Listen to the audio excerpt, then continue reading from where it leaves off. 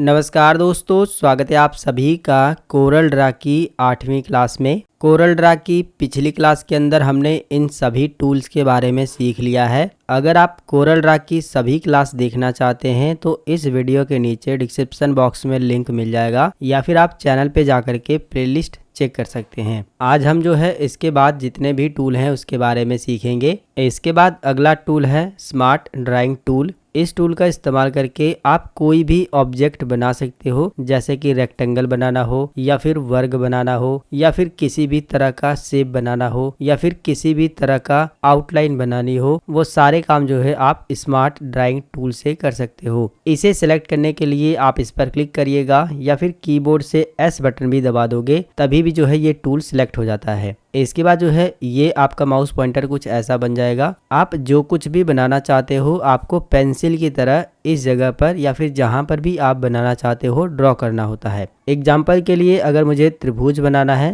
तो मैं इस तरह से जो है माउस का लेफ्ट क्लिक करके इस तरह से जो है बना करके बता दूंगा। ऑटोमेटिक स्मार्ट तरीके से जो है ये त्रिभुज बना करके मुझे दे देगा। ये बिल्कुल जादू की तरह काम करता है। बस आपको जो है बताना होता है कि आप क्या बनाना चाहते हो। थोड़ा बहुत टेढ़ा मेढ़ा भी बनेगा तो भी ये ऑटोमेटिक जो है शेप में कन्वर्ट कर लेता है, जो कि आप देख पा रहे हैं। इसी तरीके से अगर मुझे आयत बनाना है तो मैं इस तरह से आयत भी बना सकता हूँ। अगर मुझे वर्ग बनाना है तो मैं इस तरह से वर्ग भी बना सकता हूँ। कहने का मतलब ये है कि जो भी आप ऑब्जेक्ट बनाना चाहते हो वो आप स्मार्ट ड्राइंग टूल से इस तरह से बना सकते हो। कोई भी शेप बनाना हो, कोई भी ऑब्जेक्ट बनाना हो, बस आप जैसा बनाना चाहते हो, जिस तरह से पेंसिल से हम लोग पेज पर बनाते हैं उसी तरह से आपको यहाँ पर भी इस पेंसिल को चलाना है और ऑटोमेटिक जो है स्मार्ट तरीके से वो इस तरह से जो है कन्वर्ट हो जाएगा। अगर आप इस टूल को चलाते वक्त लाइन को मिलाएंगे नहीं तो ये जो है शेप में नहीं कन्वर्ट होगी, बल्कि जो है एक कर्व लाइन इस तरह से बन जाएगी, जो कि आप देख पा रहे हैं। बाद में जरूरत पड़ने पर आप इसे मिला भी सकते हैं। इसके लिए जो है आपको इस टूल को सेलेक्ट करना होगा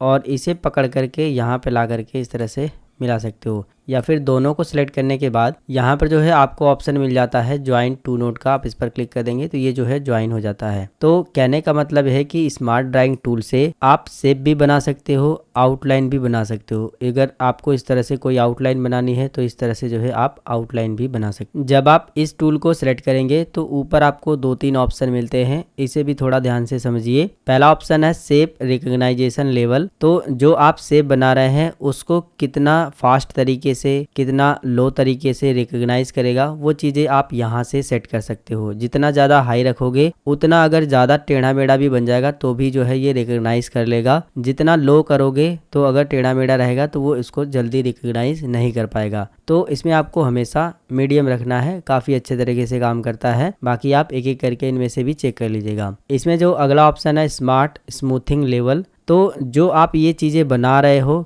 कितना स्मूथ करेगा वो चीज़ें आप यहाँ से सेट कर सकते हो। ठीक है, स्मूथ का मतलब ये है कि जैसे मैंने बनाया तो ऐसे है, लेकिन छोड़ने के बाद देखिएगा ये स्मूथ कर दिया है। ठीक है, तो ये चीज़ें जो लेवल सेट करने का ऑप्शन है वो आप यहाँ से कर सकते हो। हाई करोगे तो ज़्यादा स्मूथ करेगा और लो करोगे तो थोड़ा कम करेगा। इसे भी आप एक एक करके चेक कर लीजिएगा। इसके बाद जो अगला ऑप्शन है हेयर लाइन का, इसका मतलब यह है कि ये जो आउटलाइन है उसकी मोटाई आप जो है यहाँ से कम या ज़्यादा कर सकते हैं। जैसे कि अगर हम जो है इतना कर लेते हैं तो उतनी मोटी हो जाएगी, जो कि आप देख पा रहे हैं आउटलाइन जो है काफ़ी ज़्यादा मोटी हो गई है। इसी तरह से आप यहाँ से जो है इसकी हेयर लाइन यानी कि आउटलाइन को कम या ज़्यादा कर सकते हो। ठीक है, इसके बाद जो अगला टूल है रेक्टेंगल टूल। इस टूल का इस्तेमाल करके आप रेक्टेंगल बना सकते हो और कोई भी वर्ग बना सकते हो यानी कि स्क्वायर, और वो बनाने के बाद आप उसको दूसरे शेप के आकार में भी चेंज कर सकते हो, जिसके लिए आपको इस पर क्लिक करना होगा। आप इस टूल को F6 बटन दबा करके भी सिलेक्ट कर सकते हो। टूल को सिलेक्ट करने के बाद माउस का लेफ्ट बटन दबा करके जिधर की साइड में आप खींचोगे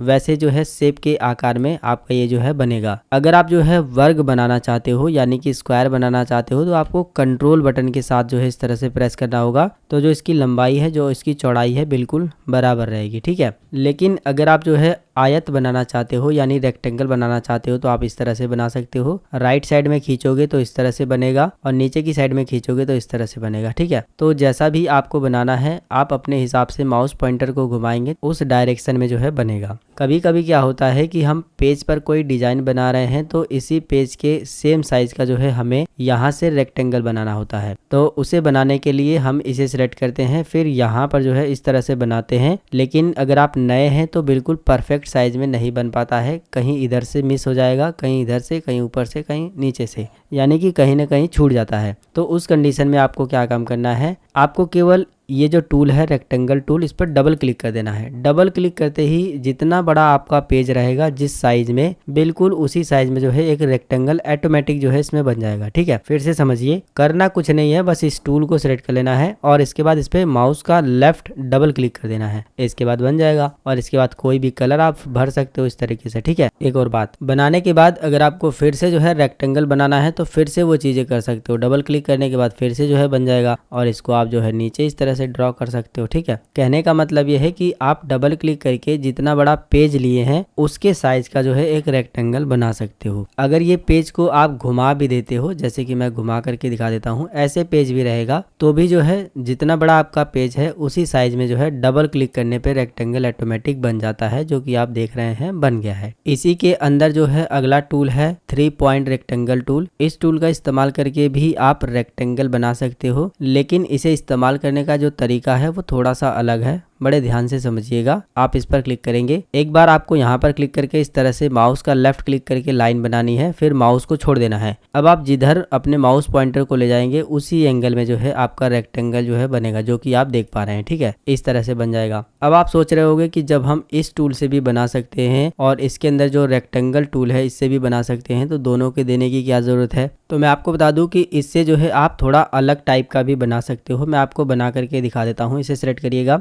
मैं यहाँ पर क्लिक करता हूँ और मुझे इस तरह से तिरछा बनाना है, तो तिरछा आप इस टूल का इस्तेमाल करके बना सकते हो। देखिए मैं इस तरह से बना पा रहा हूँ। ठीक है, इसी तरह से अगर मुझे इस एंगल में बनाना है तो मैं यहाँ पर क्लिक करके माउस का लेफ्ट क्लिक करके खींच लूंगा, फिर इसके बाद जो है माउस का लेफ्ट क्लिक छोड़ के ऊपर की साइड में ड्रॉ करूंगा तो इस तरह से बनेगा, नीचे की साइड में ड्रॉ करूंगा तो इस तरह से बनेगा।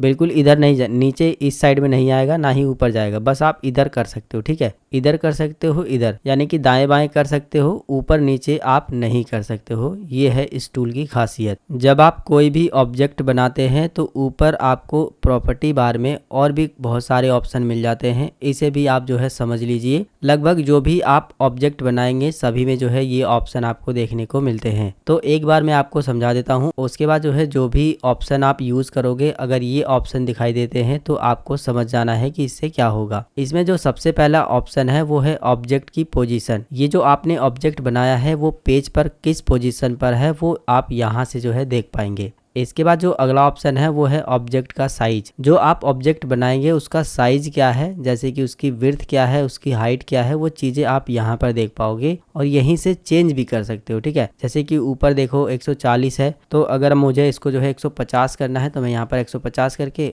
और यहाँ पर जो है क्लिक कर दूंगा तो 150 का हो जाएगा। ठीक है, इसी तरह से यहाँ पर जो है आपको स्केल का फैक्टर मिल जाता है, यानी कि ये जो ऑब्जेक्ट आपने बनाया है उसका जो साइज है वो आप यहाँ पर परसेंटेज में भी देख सकते हो और परसेंटेज में भी सेट कर सकते हो। अभी आप देखोगे हमने ऊपर चेंज किया था जिसकी वजह से 107% दिखा रहा है और यहाँ पर 100% है, यानी जब हमने इसे बनाया था तो दोनों 100% था, लेकिन जैसे ही हमने यहाँ पर बढ़ाया तो ये 107% हो गया। फिर से मैं आपको बना करके दिखा देता हूँ। हम इस तरह से ड्रॉ करेंगे तो अभी आप देखोगे साइज तो अलग अलग है, ये साइज अलग है, ये साइज अलग है, लेकिन यहाँ पर परसेंटेज बिल्कुल 100 दिखा रहा है, यानी कि 100% ये भी है, 100% ये भी है, इसमें कोई भी अभी हमने चेंज नहीं किया है। लेकिन अगर हम जो है इसको थोड़ा सा चेंज कर देते हैं, इसकी हाइट को थोड़ा सा बढ़ा देते हैं तो देखिए इसका परसेंटेज भी बढ़ गया है। तो यहाँ से जो है आप परसेंटेज में भी स्केल फैक्टर को चेक कर सकते हो, उसको बढ़ा घटा सकते हो, परसेंटेज में भी इसका साइज को जो है कम या ज्यादा कर सकते हो। इसी के बगल में जो है आपको एक और ऑप्शन मिल जाता है लॉक का। इस पर क्लिक कर दोगे तो रेशियो जो है लॉक हो जाएगा। अगर आप एक को चेंज करोगे तो दोनों जो है एक बराबर चेंज होगा। मैं आपको दिखा देता हूँ, इसे डिलीट करते हैं,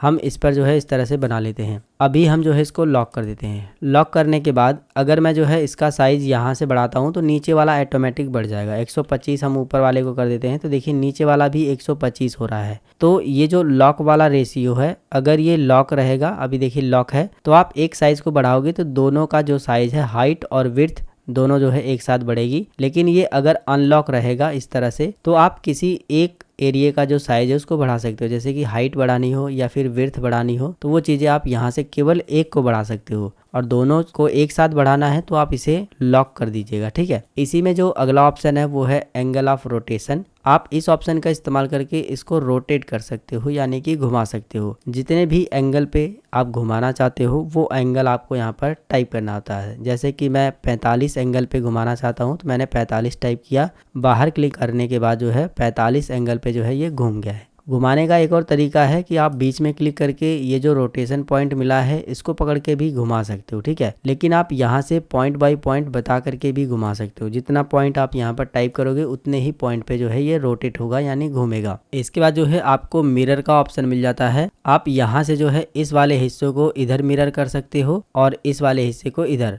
और इसी के नीचे जो है आपको एक और मिरर का ऑप्शन मिल जाता है। आप इसको हॉरिजॉन्टली मिरर कर सकते हो, यानी कि ऊपर वाला हिस्सा नीचे और नीचे वाला हिस्सा ऊपर। मैं आपको करके दिखा देता हूँ। फिलहाल मैं इसे डिलीट करता हूँ। हम इस टूल को सेलेक्ट करते हैं और यहाँ पर इस तरह से बनाते हैं और इसको पकड़ करके माउस का राइट क्लिक करके इसका डुप्लीकेट कर लेते हैं। इस वाले में कोई दूसरा कलर फिल कर देते हैं और इस वाले में कोई दूसरा, और दोनों को सिलेक्ट करते हैं और ऊपर से जो है थोड़ा इतना लाने के बाद माउस का राइट क्लिक कर देते हैं। इससे 4 हिस्से हो जाएंगे, ताकि जब मैं आपको समझाऊंगा तो समझाने में जो है आसानी रहेगी। कौन सा हिस्सा किधर जा रहा है वो आपको देखते ही पता चल जाएगा। ठीक है, अभी देखिए मैंने 4 कलर भर दिया है। अब चारों को मैं सिलेक्ट कर लेता हूँ। यहाँ से अभी जो है हम इसे ग्रुप कर देते हैं। इनके बारे में भी समझेंगे, ये आगे आपको देखने को मिलेंगे। फिलहाल मैं इसके बारे में भी समझाऊंगा। कंट्रोल जी से भी आप ग्रुप कर सकते हो या फिर इस पर क्लिक करके भी। ठीक है, अब देखिए ये एक हो गया है। जब आप इस ऑब्जेक्ट को सिलेक्ट करोगे तो यहाँ पर देखिए मिरर का ऑप्शन मिल गया। ठीक है, अगर आप इस पर क्लिक करोगे तो ऊपर वाला हिस्सा नीचे मिरर हो जाएगा और नीचे वाला ऊपर, जो कि आप देख पा रहे हैं। ठीक है,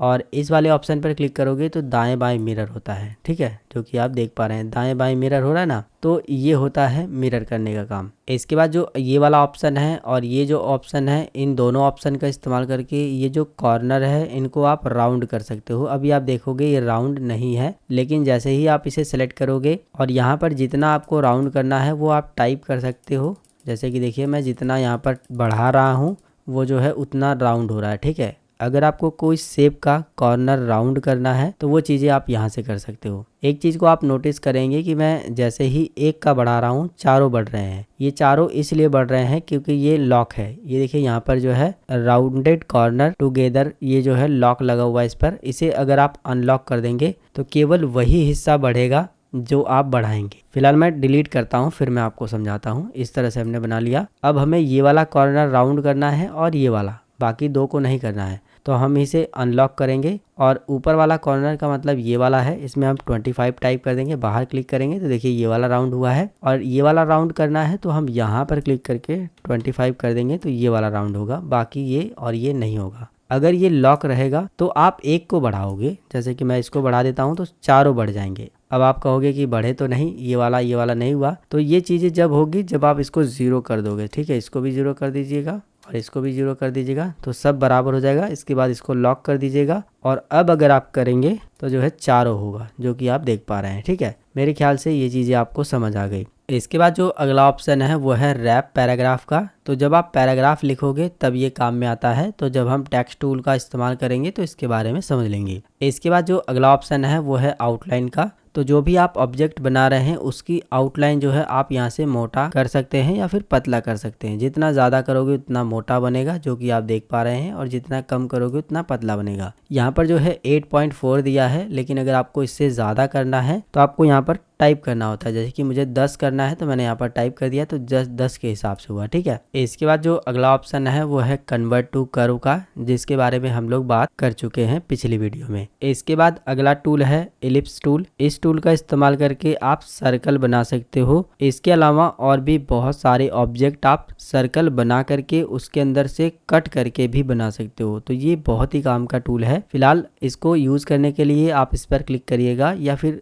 F7 बटन से भी भी आप इसको सेलेक्ट कर सकते हैं। अभी अगर आप जो है माउस का लेफ्ट क्लिक करके इस तरह से ड्रैग करोगे तो देखिए अंडे आकार का सर्कल बन गया है, जो कि आप देख पा रहे हैं। और अगर आप नीचे की साइड में ड्रैग करेंगे तो इस तरह से बनेगा। लेकिन अगर आपको एग्जैक्ट गोला चाहिए, एग्जैक्ट सर्कल चाहिए, बिल्कुल चारों ओर से बराबर रहे, तो आप कंट्रोल बटन को होल्ड करिएगा, यानी कि कंट्रोल बटन को दबा लीजिएगा। इसके बाद माउस का लेफ्ट क्लिक करके खींचेंगे तो इस तरह से बिल्कुल एक साइज में जो है बनेगा। बनाने के बाद जो है ऊपर देखेंगे सेम वही चीज़ें मिली है हमको जो अभी हमने पीछे सीखी है। यहाँ पर जो है 2-3 और ऑप्शन जो अलग हैं उनके बारे में बात कर लेते हैं। इसमें जो देखिए आप सर्कल तो बना ही सकते हैं, साथ में साथ आप पाई बना सकते हैं और आर्क भी बना सकते हैं। आप इस पर क्लिक कर देंगे तो आर्क बन जाएगा, आप इस पर क्लिक कर देंगे तो पाई बन जाएगा, और इस पर क्लिक कर देंगे तो इलिप्स यानी कि सर्कल बन जाएगा। अगर आप जो है इस पर क्लिक करते हैं और ये जो आपने पाई बनाया है, इस ऑब्जेक्ट के ये जो बीच का हिस्सा है इसको आप थोड़ा और कम करना चाहते हैं तो आप यहाँ से कम कर सकते हैं। जितना ज़्यादा आप पॉइंट यहाँ से बढ़ाओगे उतना जो है कम होगा, जो कि आप देख पा रहे हैं, और जितना ज़्यादा पॉइंट कम करोगे उतना जो है ज़्यादा होगा।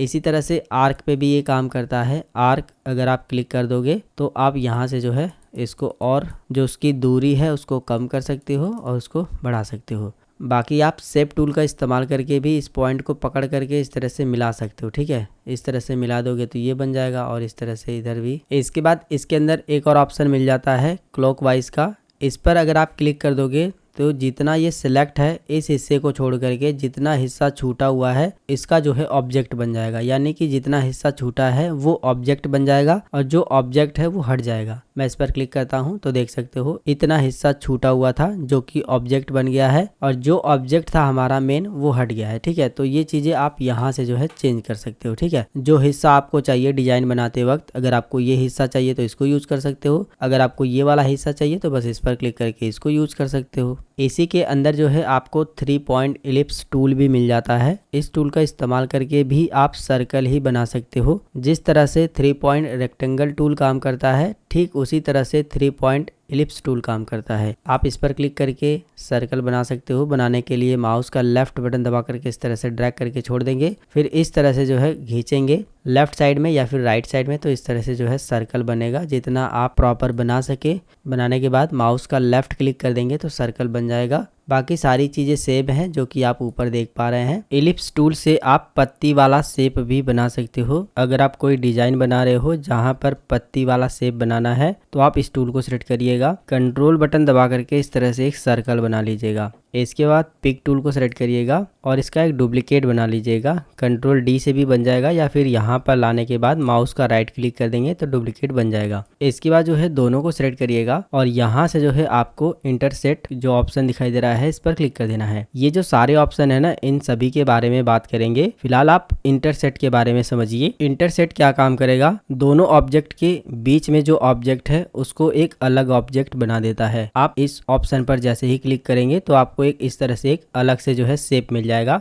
बाकी आप इसे भी डिलीट कर सकते हो और इसे भी। आपको एक अलग शेप मिल गया है जो कि पत्ती के आकार का है, आप देख सकते हो। इसके बाद जो है आप इसके अंदर कलर भी फिल कर सकते हो और जहां पर भी आपको यूज करना है आप इसे यूज कर पाओगे। बाकी इलिप्स टूल का या फिर कहें रेक्टेंगल टूल का इस्तेमाल करके और भी अच्छे अच्छे शेप बनाए जाते हैं। जब हम डिजाइन करना सीखेंगे तो इन टूल का इस्तेमाल करके आप कैसे कैसे शेप बना सकते हो वो सब कुछ मैं आपको बताऊंगा। फिलहाल ये वीडियो थोड़ा सा बड़ा हो गया है, इसलिए जो है हम इस वीडियो को यहीं पर एंड करते हैं। बाकी जितने भी टूल हैं उनके बारे में हम लोग आने वाली वीडियो में बात करेंगे। अगर ये वीडियो आपको पसंद आया तो वीडियो को लाइक शेयर सब्सक्राइब करिए। अगर आपके मन में कोई सवाल है तो नीचे कॉमेंट करिए। मिलेंगे फिर एक नई वीडियो में एक नई जानकारी के साथ। जय हिंद, वंदे मातरम।